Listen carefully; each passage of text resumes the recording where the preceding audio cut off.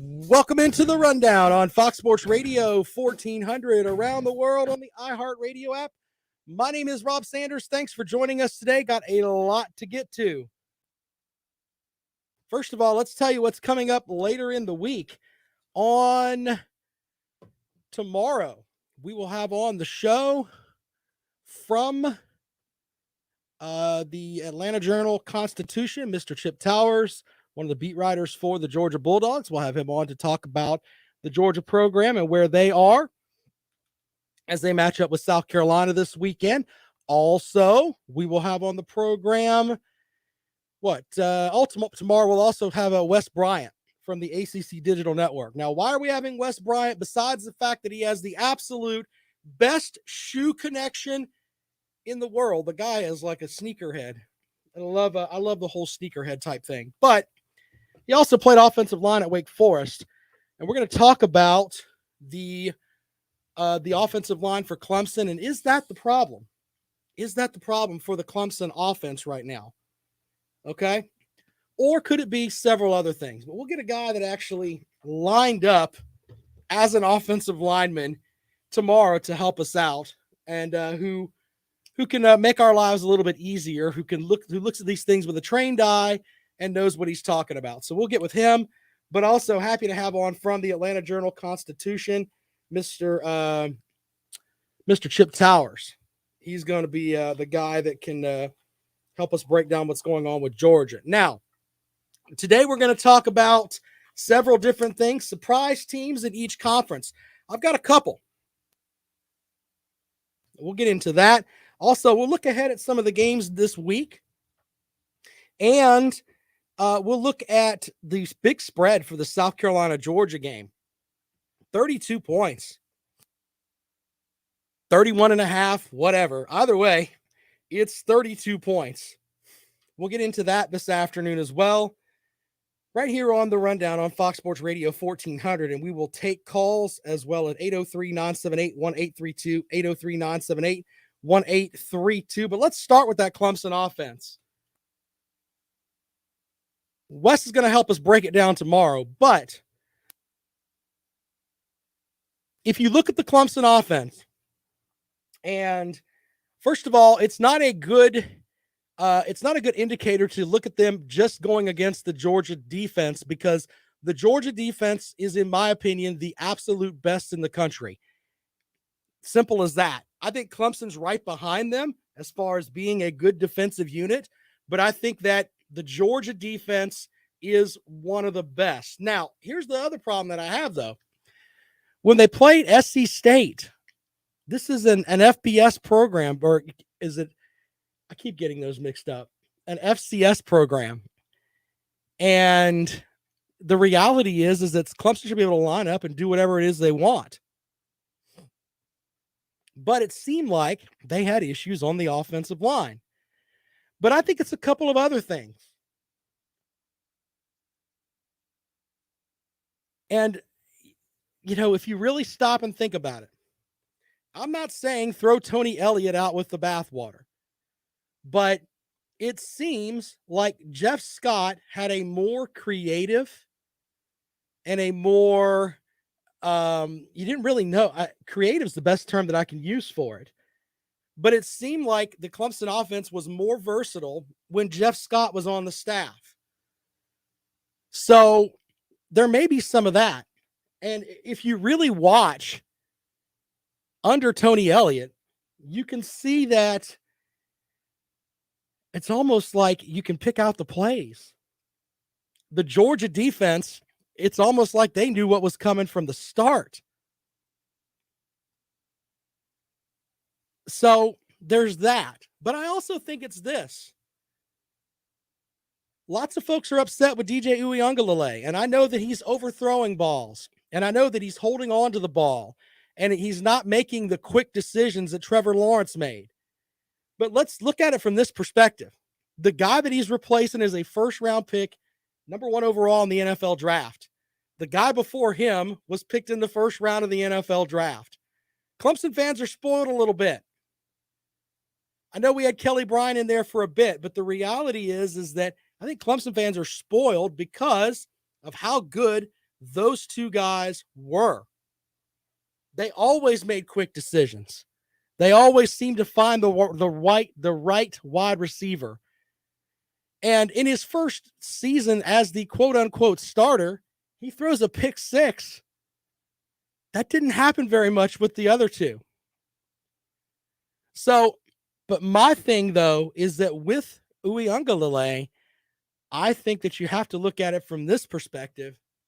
He doesn't have the receiving core or the proven running back core that the quarterbacks behind him had before. I think that's fair. Jacob online says, Rob, once again, not admitting that the UGA defense is elite. Keep hating on UGA. Jacob is obviously stupid because I said earlier the Georgia defense is the best in the country.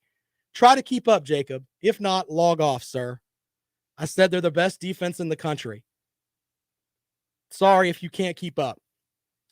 Anyway, with that, there's one other piece too. Travis Etienne, who was a monumental two-way player, meaning that he could catch the ball and he could run in between the tackles. But the best part about him is that he always looked back to the quarterback. Hey, if you're in trouble, you go here. I'm 4 yards down the field. I'll get you 7 or 8 more. That's a heck of a security blanket to have. And Clemson doesn't have that right now. And until they can alleviate some of that, that offense is not going to be very good. But the sad thing is that when you look at the rest of the Clemson schedule, there's not a defense on there that can actually challenge this Clemson offense. Unless they shoot themselves in the foot a little bit here, you're not going to run into that elite talent that Georgia had. So with that, the moniker for the Clemson offense right now is to be continued because we don't know. Now, here's the other thing too. I think that if they get into the playoff and they match up with someone other than Georgia, they could still be okay. But that Georgia defensive line ate them for breakfast. And if you're Coach Caldwell up there, you got to figure that out. The offensive staff has to figure that out.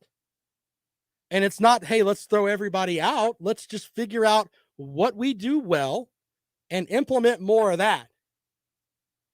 As the great Dusty Rhodes used to say, do the things you're good at and less of what you're not.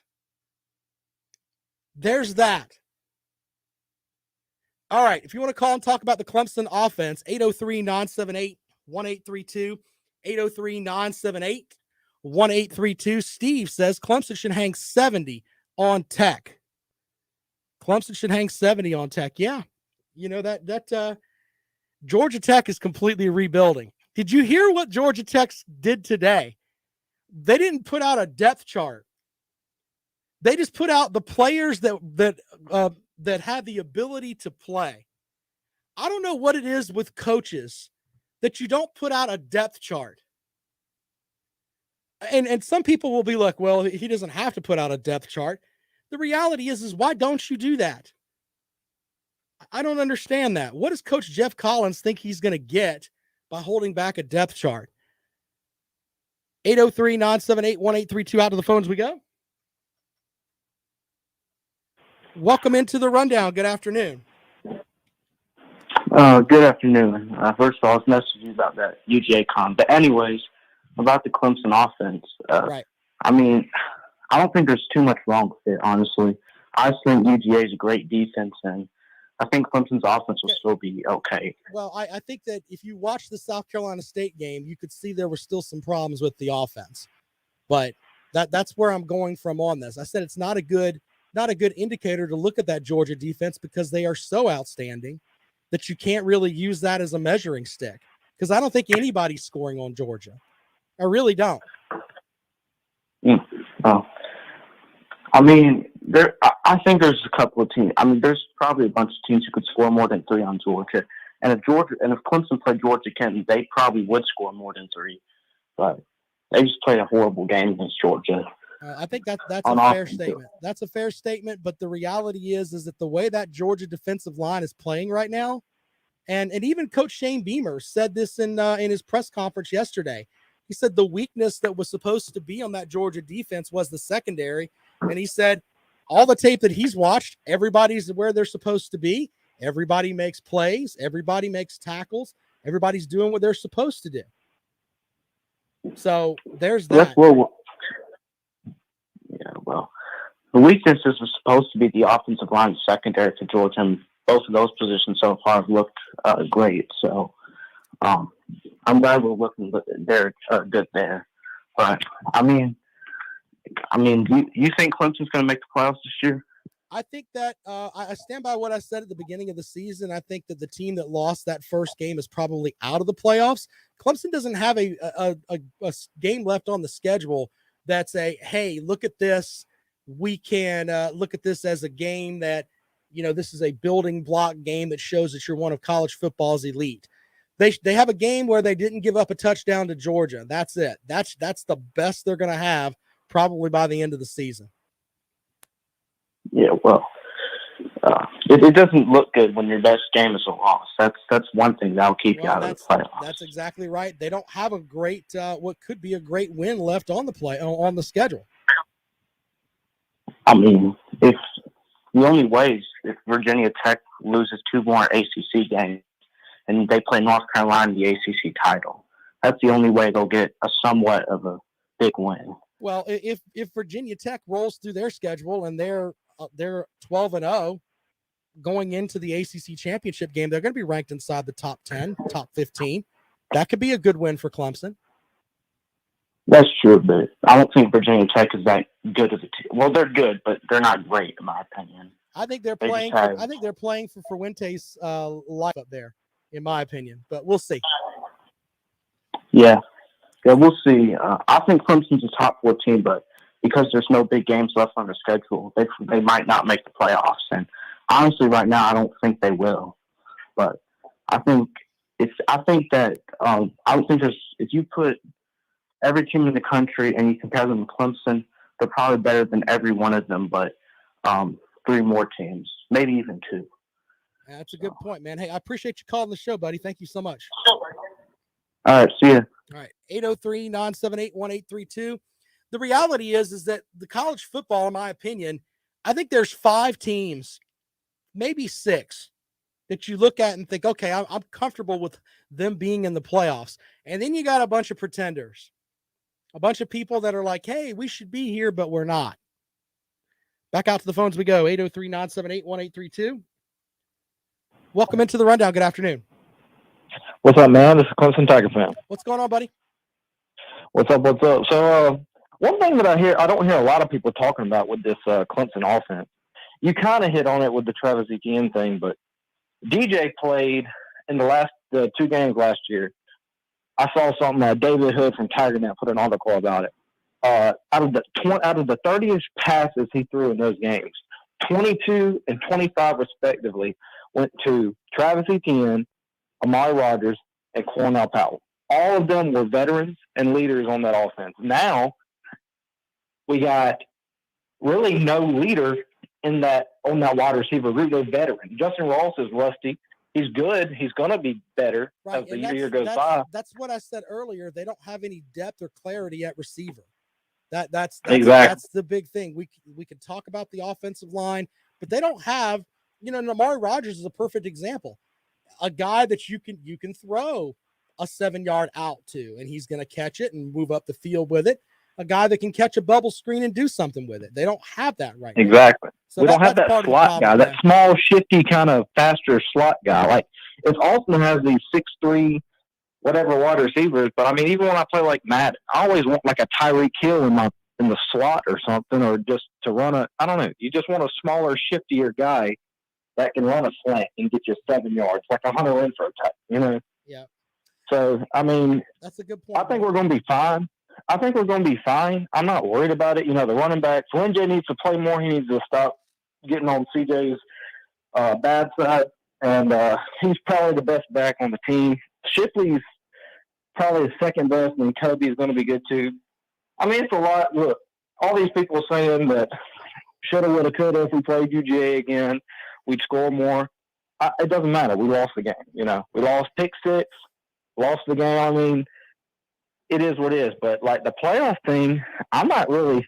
I think we make the playoffs this year, especially with Ohio State losing. That really helped us out. And the way they're playing, they might lose another one. Texas A&M has not looked very good. They were another team that was going to take a spot. You're forgetting Oregon, and Oregon's schedule looks silly, but they're going to have, hey, we went into Ohio State and won. So, hey, I got a bunch of callers, man. Let me move on, but I appreciate you calling, okay? All right, see you, man. Thanks a lot. Back out to the phones we go. And welcome into the Rundown. Good afternoon. Hey, good afternoon, Rob. It's Ray. How you doing today? Ray, what's up, buddy? Hey, man. Well, I was just going to call in about the quarterback situation at South Carolina. Right. And I'm hearing a lot of Gamecock fans and a lot of announcers from other radio stations. Some of them, not all of them, they seem to think once Doty is healthy, he's penciled in as a starter. And they're going by what Shane Beamer has told them. I mean, Beamer told them after the spring game that Doty was the starter. And Beamer has said in his press conferences, hey, if he's healthy, we're going to get him out there. He needs to get snaps. So, I mean, that's the safe way of looking at it. But in my opinion, for this Georgia matchup, I'm not running Doty out there. I just think that's just silly. I think the Georgia defense is that great, and why not put your guy out there that is a veteran that has less chance of making a mistake than Doty, who hasn't seen the field yet this year. It just doesn't make any sense. No, I agree with you 100%. But what I was going to go on, I think it was a couple of weeks ago when it was you and Justin and Pops. Y'all were talking about that situation. I don't know if it was you or Justin or Pops, or maybe all three came to the conclusion. And I both said something that really I found very striking and interesting was that when and I hope Luke's a guy. I'm not bashing nobody. By all means, I'm not doing that, Rob. But the comment was kind of made like, what did we see last year out of Luke Doty that makes you think that he could be the program savior? Because they never gave him a pass route over 8 or 9 yards. Right. And if you look back at the plays that went for bigger plays, it were plays that he moved out of the pocket, found a guy that was 6 or 7 yards down the field, and that guy made plays after the after contact. So it wasn't like I don't think I'm not trying to run down Luke Doty by any stretch of the imagination. The young man's a heck of an athlete and can do things athletically that I could probably never dream of doing. But the reality is on the field, we haven't seen him throw a ball with touch yet. Not yet at all. So until I can see that, I'm like, okay. Yeah, and Rob, I was just going to add one more thing, and that's the thing, and I hope he can do it. As a Gamecock fan, I really hope he could do it, but there's a reason why. Was it the power rankings or NFL rankings or college football rankings in the preseason? I mean, out of 130 schools when they ranked the quarterback room, we were, 125, 127? I mean, so I hope Luke could do it, but, I think at the end of the day, as they always do that saying at the end of the day, I think Coach Beamer's got to put the guy out there gives the best chance to win, whether that's Doty or Nolan or whoever. But anyway, that's just my 2 cents, Rob. But thanks a lot. Appreciate it, Ray. Thanks so much, man. Let's head back out to the phones. One more call before we go to break. Welcome into the Rundown. Good afternoon. Oh, hi there. Hi, I appreciate your show. How are you today? Good, man. What you got for the program? Oh, I think Tony Elliott would be an excellent coach. But do you really think Dabo is ready to leave the program after all the success that he's had there? I don't think Dabo Swinney's leaving the program. I don't know where you came up with that at, but that's not happening. Oh yeah, no, I was just saying. I think it was just a question if that was the scenario, correct? Yeah. Well, Tony Elliott's been mentioned. He was mentioned in the 247 Sports article yesterday as one of the 10 candidates that could go and take over at Southern Cal. I don't think Tony Elliott's going anywhere. He was interviewed for the Tennessee job, and that didn't materialize. Really? I think it's going to take the right job for him to go somewhere. And does he want to be a head coach too? There's that in the mix. Yeah, it's interesting to me now. I'm just off to the side. I'm an actual Alabama fan here, but Sure. I do like Clemson and respect Clemson. I think what Dabo's done is really exceptional because, if you look at a lot of other teams, especially Bama, the turnover is unbelievable. But I don't know how Dabo maintains to keep. They've pretty much had like 98% of their coaching staff for the past, 8 or 9 years, maybe something like that. Yeah, they replaced a guy or two here or there, but they've kept the same coordinators for the most part. Yeah. And when you have that continuity, that's important. Oh yeah, I mean that's exceptional, and then you hardly see that in the NFL or any other college team. And I'm just my first opinion would be they're going to pay Tony Elliott probably even more just to keep him there. I just don't see any of the main assistant coaches leaving. And even like someone had said, Venables is a defensive guy. Elliott's an offensive guy, and I don't know if he wants to be a head coach. But if you really look at it, they lost maybe 1 or 2 assistants over 10 years, which no wonder why they're so good all the time, right? That's a good point. And Steve Online says, hey, they get paid well, and he's right. I mean, the highest paid coordinator in the country is Brent Venables. So there's that. So, and I think Venables and Tony Elliott on their own are very well qualified to be head coaches. And I hope down the road they would take that position. They may give them a couple of years to really get the success, but I think they'd be just as well with all the experience they have at Clemson. Would you agree with that? I think that if they want to go somewhere and coach, they're going to have the opportunity. I think that Venables, in my opinion, just from the stuff that he said, I think he wants to be a defensive coordinator. And if you're going to be a defensive coordinator, you might as well be the highest paid defensive coordinator in the country. And the guys that he's got there, let's be honest, you can be a coordinator all you want, but if you don't have the tools that are there, meaning the top level athletes like the big defensive line and the great recruiting classes that come in, it's not much fun to coordinate when you don't have those tools there. So, he's got a good group of guys. They've benefited this year because of COVID. For instance, what's his name, James Slasky. Normally he wouldn't be playing this year, and I think maybe is it Nolan? There's a couple guys there that they benefited, I think, from the COVID. In other words, they got a free year, right? Because of last year's COVID. Yep. So I mean, it kind of that's good. Yeah, and hey, just one question for us. I don't want to get off track. In your opinion, I'll just say this, and you probably hear it a lot. I think what hurts Clemson, to be really serious now, is just the ACC in general and the strength of schedule. Now, let me take that one step further. Sure. I know a lot of people are upset that Trevor Lawrence didn't get the Heisman. And my opinion was because if you look at the ACC and what it did, if you go back now, they lost to LSU, they lost to Notre Dame, they beat Notre Dame, they lost to Ohio State, and then they lost to Georgia, and almost to the opposite defensive Dabo. The past top 10, the 4 out of the top 5 teams, they lost. But I feel bad for Trevor Lawrence and like even DJ now. If you look at the rest of the schedule, there ain't a ranked team on there, and that's not Clemson's fault. It's not Dabo's fault, but I really feel bad for some of these players. They're going to get overlooked just because, hey, like they say, where's the signature win? It really hurts them. I really do believe, and I don't see Dabo or the ACC athletic director over at Clemson. Hey, we want some big games in the normal season. And I'll sum it up and I'll get your comment. You can't get to postseason unless you get through regular season. And that's where I think Clemson has the advantage. They've got these games. You're throwing your second, third stringers in the second half. But anyways, go ahead. I talk too much. I definitely want to hear your comments here. Appreciate it, buddy. Thank you so much for calling the show.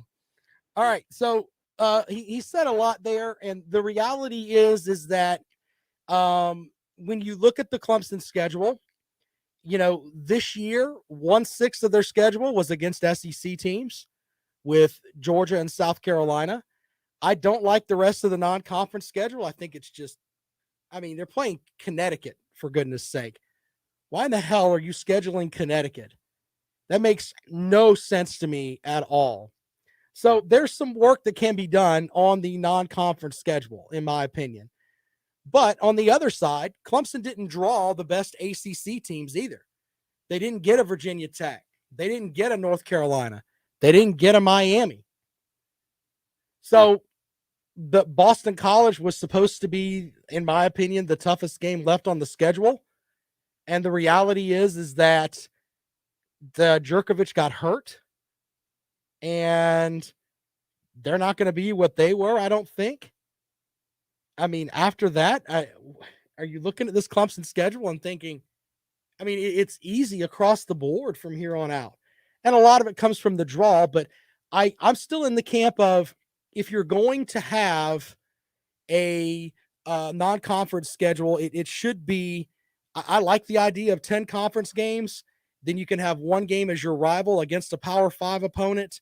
And then you can have one other game against an in-state school like a South Carolina State where you can help their programs. But the reality is that that's not going to happen. And a lot of it comes down to the shakeout as well. You know, we don't know how great Auburn is going to be. And you can use the Georgia schedule. You can use any team in the East schedule, to be completely honest with you. Let's look at South Carolina's schedule. Yes, Texas A&M is supposed to be pretty good. Who is the other team from the West? I'd have to look at it. But the reality is, if you don't have Alabama, LSU, maybe Auburn as your teams that you're going to look at from the East, you know, I don't think people are going to look at your schedule and say, you know what, man, that matchup at Vanderbilt or that matchup at Kentucky, yeah, that's going to be, you know, something that nationally catches everybody's eye. But you can't do anything about your conference schedule. And I know people get sick of me saying that. You can't do anything about it. Clemson doesn't get to go to the ACC and say, you know what, we'd like to play X team or Y team or whatever. They don't get to do that. So holding that against them is kind of silly in some stretch.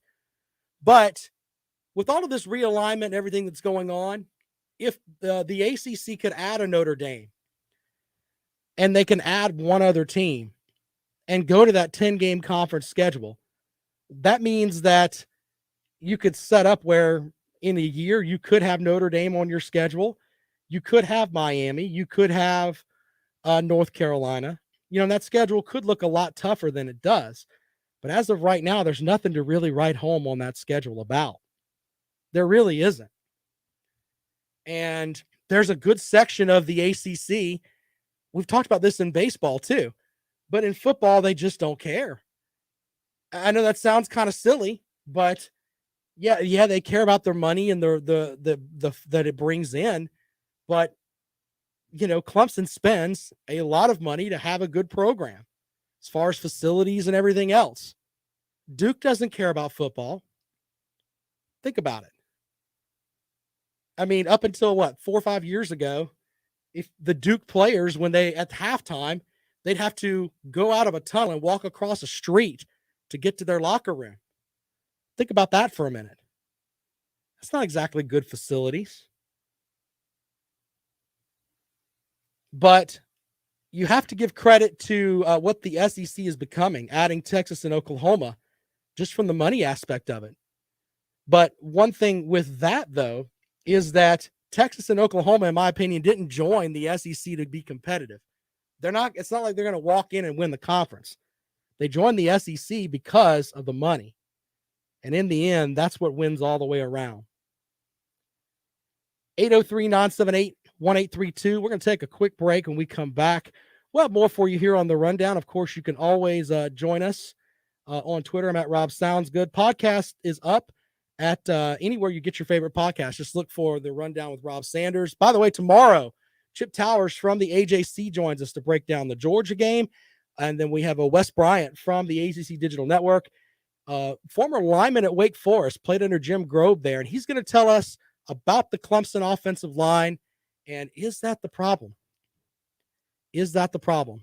So we'll have that for you tomorrow here on the Rundown. And, of course, on Friday, we will have our picks against the spread. Last week I did pretty good. Got my picks over there. We'll have our picks against the spread on Friday and what we think is going to happen over the weekend. Quick break. We'll have more for you when we come back. This is The Rundown. You're listening to Fox Sports Radio 1400.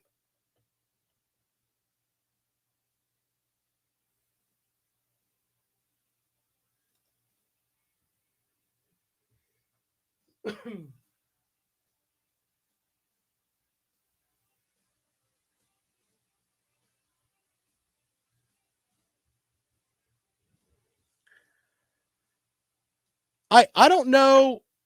I mean, is anybody really hardcore on the Texas A&M train? I think they've got a pretty good defense, but they've got issues at quarterback, in my opinion. So, and you know what? You guys get, I give, if Jimbo Fisher didn't have a national title, he wouldn't be anywhere near my top 25 list. I mean, he would be under Kirby Smart. I told you guys I don't like Kirby Smart. I don't like Jimbo Fisher either. Just saying, I don't like that guy at all.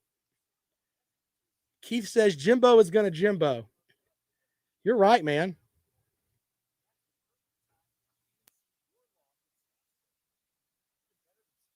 See, you guys don't get as pissed when I say I don't like Jimbo Fisher.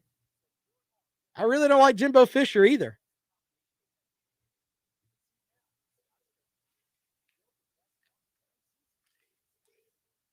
What has Jimbo Fisher done without Jameis Winston?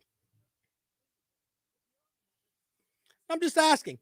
Honestly, what has Jimbo Fisher done without Jameis Winston? I'm just being honest. I don't think that guy is. I think he's one of the more overrated coaches in the country. If you listen to half the stuff I put out there, man, it's just I don't like their style. I don't like Jimbo Fisher's style. I really don't. Jimbo Fisher is just one of the more overrated coaches, man. I've said this before. And, you know, and by the way, you guys can be biased about Kirby Smart. That's your guy. I expect you to be biased. But by the way, here's the thing with Jimbo Fisher. He hasn't been worth a damn since he caught his stripper wife doing acrobatics on the penis of a Florida trainer. He hasn't been the same since. I don't care what anybody says. Yeah, they looked good last year, but the reality is that they're not that great. 803-978-1832. Right there, the big number that's right there, buddy. You can call in if you want.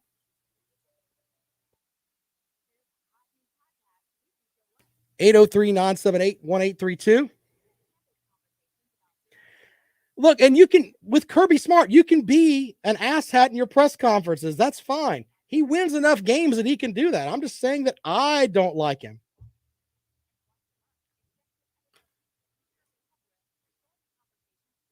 Jacob with a valid point there. Keith says they're going to drop a game. Hold on, let me get this phone call.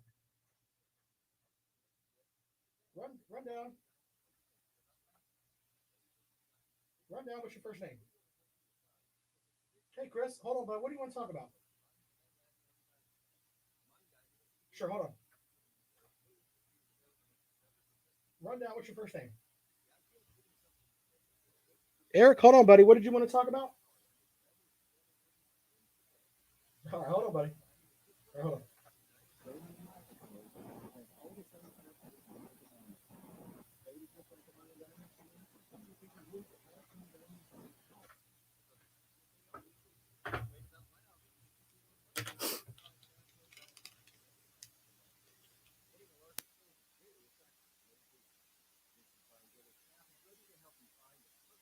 Yo, Clemson Tiger fan talking about Madden up in here kind of made me laugh a little bit.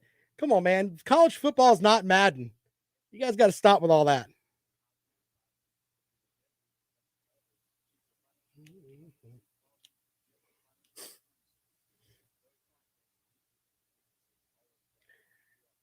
I agree with what Jacob said about Sweeney. I think that he has had those big guys, but maybe we're getting to a point now where you can say maybe they missed on Latson and Nagata. Maybe you can say that. I don't know. When I see them, these guys look like they were supposed to be just, guys that could go over the top and make catches. They're no T. Higgins. They're no Sammy Watkins. They're no Mike Williams. So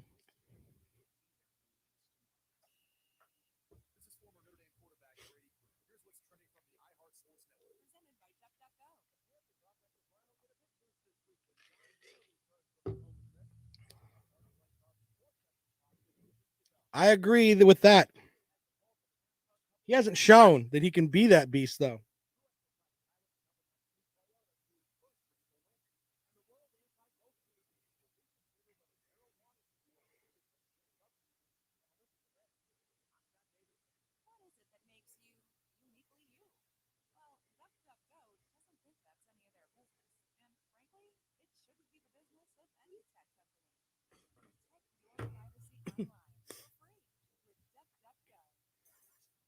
All right, let's get these calls in quickly here. All my phone lines are full. We got to get to them. All right, full phone lines. Let's get out to the first one here. Welcome into the rundown. Good afternoon. Hey, what's up, buddy? How you doing? Hey, what's going on, man? Hey, I see you're calling from South Carolina. Are you a South Carolina fan? No, I am a sports talk host in Columbia, buddy. What do you have for the program? Oh, okay. Look, I'm a Georgia fan, and I got a bone to pick with Georgia. All right, what's your bone to pick with Georgia? I knew they threw Stetson Bennett out there, right?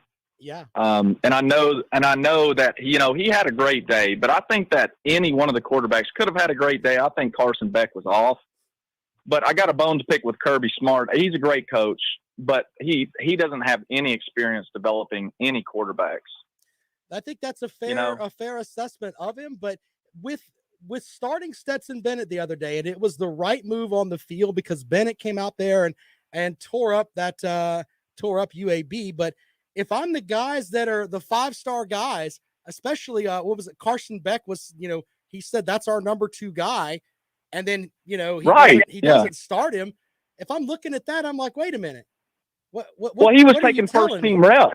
Yeah, but I mean, he was taking first team reps. Yeah, but that's just what I'm saying. That's at least what Kirby told us. Yeah, but I mean, we have to go by what Kirby Smart said in his press conference. But the reality is that you told this guy, hey, you're the backup.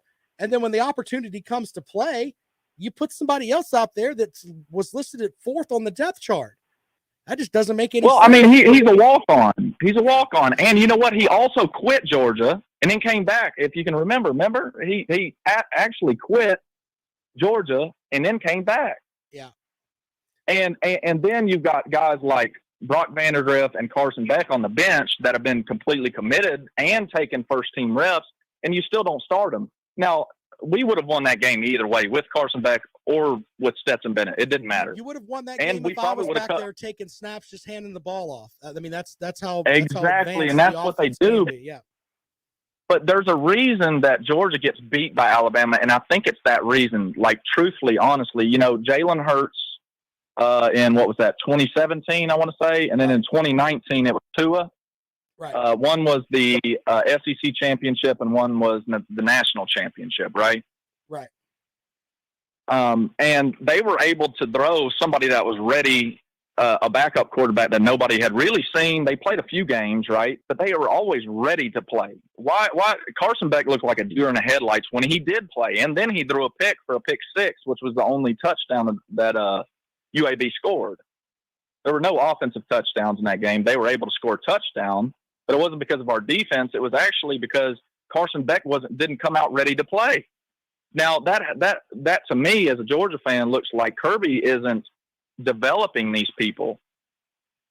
With the extra year of eligibility with the COVID thing, Stetson Bennett is able to play. He should have been out of there already, which it really threw a monkey wrench in the whole college football scene. Right. With the COVID thing, with the extra eligibility, and then you're still trying to bring guys on. Right. Yeah, it makes sense, man. And but Kirby Smart's going to have to figure it out before They get into the, and let's be honest, the rest of the schedule is kind of light from here on out. But going into that Florida game, they better have it figured out before then, and your quarterback better be ready to go. Because if Georgia loses that game to Florida, and let's just be honest, if we go with what Shane Beamer said, this is the most talented team in Georgia history, and he coached there absolutely, with no Kirby doubt. Smart. If they lose to Florida this season, if I'm a Georgia fan, I'm looking at Kirby Smart like, what the hell are you doing? I mean, I've already been doing that since he's been there, but he's on the field. He makes good on the field decisions. This is what I see. He makes good on the field decisions, but off the field, like before the game, he already had it in mind that Stetson Bennett was going to play. But that's like, I mean, he threw him out there the first play. Yeah. That right there shows me against UAB. That right there shows me that he's not able to develop the next guys coming up, and that's a problem. All right, man. Well, I have to move on, buddy, but I appreciate your call, man. Thank you so much. Okay. All right. Take it easy. Let's do one more call before we go to break. Welcome into the Rundown. Good afternoon. Hey, how are you? Good, man. What you got for the show? Well, I am a Georgia fan, like the previous caller, but the question I got for you, do you hate Georgia that much, or do you just hate Kirby Smart? No, I don't. Which one is it? I don't have a dislike for Georgia. I just don't like the way Kirby Smart handles things. That's the whole thing behind it. I don't like the way he talks about the quarterbacks. I don't like the way that if the reporters question him, he loses his mind about it. That's the thing that I don't like about Kirby Smart. I think he's a great defensive mind. Yeah, but he hasn't won what Nick Saban has won, man. You can't say that he's won what Nick Saban has won. You can't go with that. Nick Saban, hold on for a second. Nick Saban got to the national championship game. I think it was his third year at Alabama. Kirby in his second year got to the national championship game and lost. And now Paul Feinbaum was on record saying that was the worst officiating game that he ever seen in his life, and a lot of people felt that way. The ultimate slap in the face to Georgia and Georgia fans was the referee that blew the call on the block punt came out 3 years later and said, yes, I blew the call. Okay, that was the game. Okay. Any way you want to shape it up, it was the ball game. Sure. But I've listened to your podcast before, and it's just nothing but spewed hatred towards Georgia and Kirby. And that's why I was just trying to feel it out. Not a hatred of Georgia. It's just I just don't like Kirby Smart. I don't like the way that he deals with people. I think that Georgia and their fan base deserve better, and I think that they can get better. I think Georgia's one of the top 5 jobs in the country, and I think they have one of the most talented rosters in the country. And you give Kirby Smart credit for that because he did put that roster together. But as far as I look at last season and the way things were handled, where he's saying one thing about JT Daniels and JT Daniels is saying other things to other people, I don't know what to believe coming out of the program. So I just don't like the way he runs his program. And that's just me. And Georgia deserves better than Kirby Smart. With the money that they put in and the roster that they have, they should be winning the East every single year and be right there with Alabama. Well, we've been right there with Alabama. I mean, if you think about it, in his first 5 years, he has won the East 3 out of 5 times. So any South Carolina fan would give their left arm to be able to win the East again. Yeah, but the reality is South Carolina is a different program than Georgia. Can we agree on that? Georgia's a better job than South Carolina, sir. Shane Beamer was on the record this week saying that this is the most talented roster Georgia ever had. I disagree with him because when they went to the national championship game, that was the most talented team that Georgia had in probably 20 years, or at least going back to when Matthew Stafford and O'Shawn Marino were there. So that's a total disagreement altogether. I think that Kirby's tenure, this is the second most talented team he's ever had. But at the end of the day, all of that's up for to be debated. This team could roll through everything, slap Alabama around, and win the national title. Are you going to have the same thing then? Well, everything depends. I mean, if you look at go back to 2007, Georgia was clearly the most talented team and clearly the best team in the country, but they didn't get a shot at playing the national title because we're not Alabama. We didn't get the Alabama rule where you don't win your division and don't get a chance to play for it. but it was clearly. I mean, there was no one head over his shoulders. That is a fair statement. But I've always, and if you listen to enough of the show, you'll hear this too from me. If you don't win your conference, you don't belong in the playoff. I don't care how good you are. But Alabama did get the mulligan, which is what they got, and they got to go to the college football playoff. But it's not a hatred of Georgia. I just don't like the way Kirby Smart handles things, and I think that Georgia can do better. I really do. I don't think so. I think we had Mark Rick. I think Mark Rick, his first 10 years, was doing a really good job. Actually, I'd say his first 7 years, but he gave up the play calling duties. Yeah.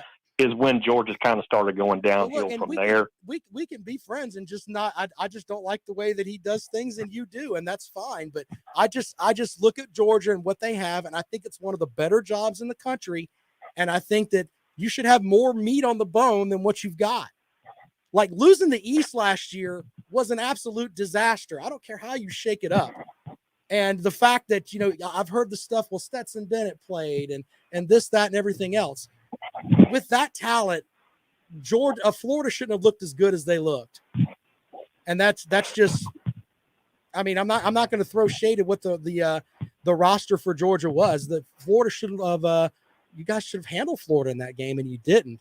And it comes back to the man up top. That's what he's getting paid for. Well, here again, I just totally disagree with you, and I think he's doing a great job. I think he's a great coach, and I think he'll eventually get the national championship for Georgia. We're just in a lot better position now than we were with Mark Rick. Well, look, the Georgia fan that I had on before you said that he's questioned his ability to develop quarterbacks. Is that fair? Well, you can say that, but then you could argue the point that Mark Rick never developed offensive linemen, never developed defensive linemen. Well, I mean, you can make the same argument. You can make the same argument across the board, but Dabo at the end of the doesn't day, develop offensive linemen. That's a fact. So yeah, there you go. So. Hey, I appreciate you calling up and being civil with me. We can disagree on things, but it's not a dislike for Georgia. It's just I just don't like the way he handles the program, and I think that Georgia can be better if they had someone else. I really do. I do appreciate it, but I don't think so. But hey, thank you for letting me talk to you. Appreciate it, man. Have a great day. All right, quick break. When we come back, we'll wrap up this episode of The Rundown on Fox Sports Radio 1400.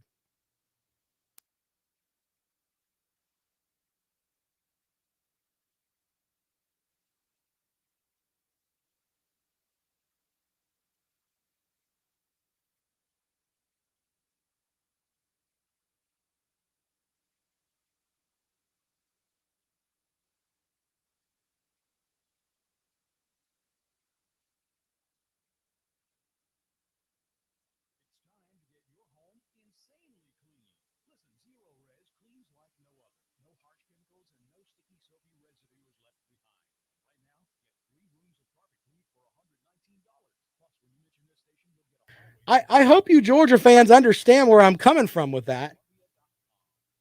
I'm just being honest. I think that Georgia's one of the better jobs in the country, and you guys deserve better. Blind Squirrel agrees with me on something. Holy crap. Hold on. You can't hear me over there? Oh, no. I turned off my microphone. Sorry about that. No, but I stand by that. And with the talent you guys have had, he should have. I mean, losing the division last year was just a gong show, man. The Texas game. Good point, Jerome. Good point, Jerome. Y'all about got poor Uga killed in the damn what was it, the Sugar Bowl? Had Tom Herman looking like a silly goose.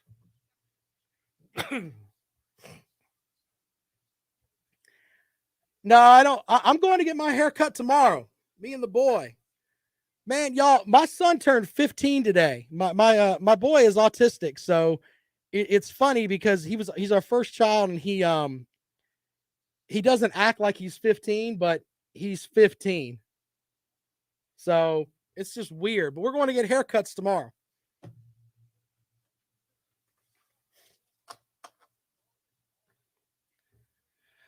Oh, Andrew. Andrew. Dabo Swinney has won more national titles with less talent at Clemson. That's an absolute fact. Absolute fact. Yeah, my boy is a trip, man. He's taller than I am, which is kind of funny. And he's ultra skinny. So it's like, I'm wondering with his mom, hey, is that the milkman's kid? He's a tall, skinny kid. I am an old, chunky man, Jimmy. Thanks for that, Jimmy.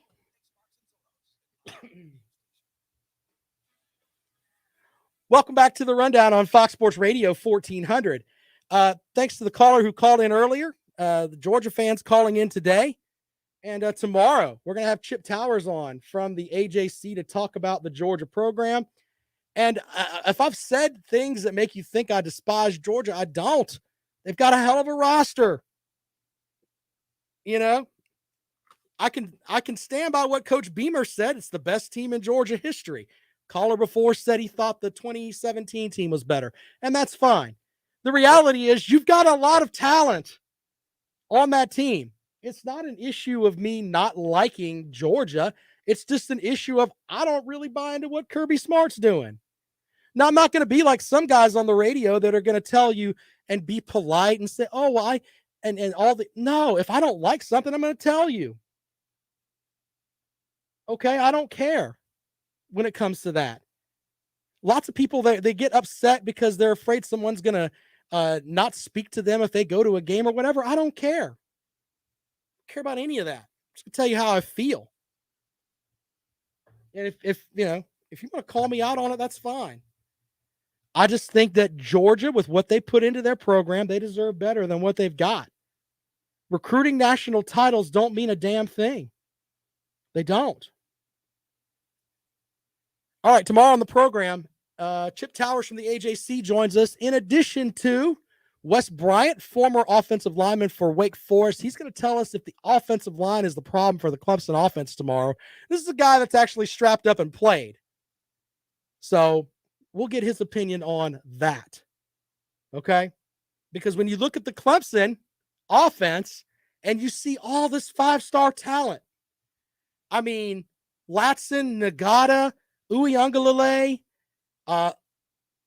Shipley, all these great players that are ranked high on the 247 sports board, they're not playing like that. And you know what? When it comes back down to it, I'm going to try to figure out what's wrong with it now, and if it's something that can be corrected, from my perspective. But the reality is I have no problem putting them out there as well, or anybody else.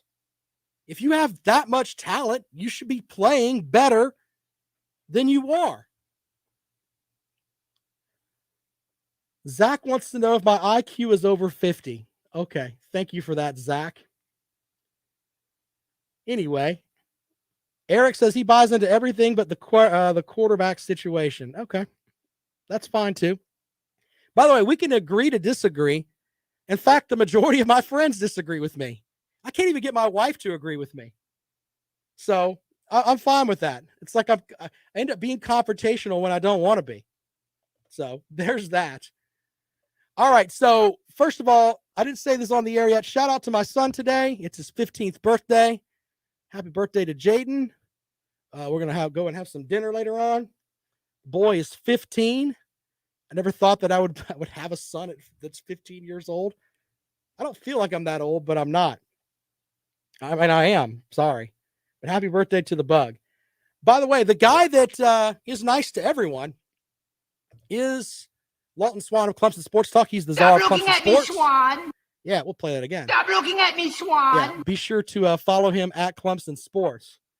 Zach still wants to know if my IQ is above 50. Easy, Zach. Easy. All right. Well, you guys are welcome to follow me on Twitter. I am at Rob Sounds Good. Podcast is up at 5:00. As I said, Chip Towers from the AJC tomorrow, as well as Wes Bryant, and we'll try to look more into that Clemson offense. Thanks so much for joining me on the show. Have a great rest of the evening. Hey, you guys are awesome over there. I appreciate the back and forth, man. And trust me, I am wrong a lot.